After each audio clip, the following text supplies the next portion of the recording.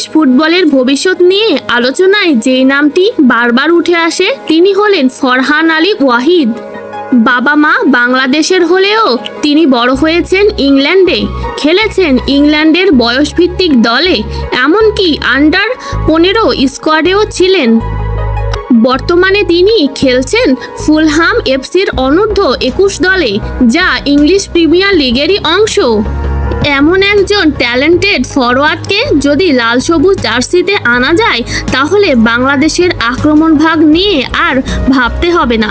তবে প্রশ্ন হচ্ছে, ফরহান কি রাজি হবেন বাংলাদেশ দলে খেলতে?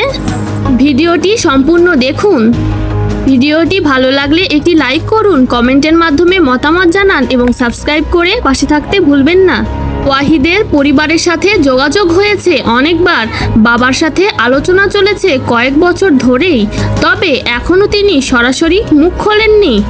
ফরহানের লক্ষ্য স্পষ্ট, প্রথম পছন্দ ইংল্যান্ডের জাতীয় দলে খেলা, তবুও বাংলাদেশকে পুরোপুরি বাদ দেননি।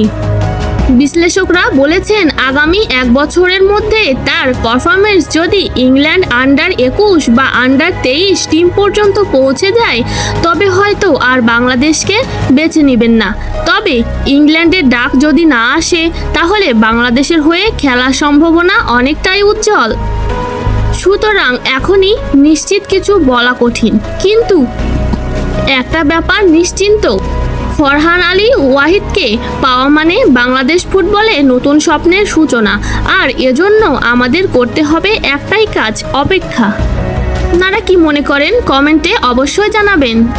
ততক্ষণ পর্যন্ত ভালো থাকুন, সুস্থ থাকুন। পরবর্তী ভিডিও নিয়ে আসছি এখানেই।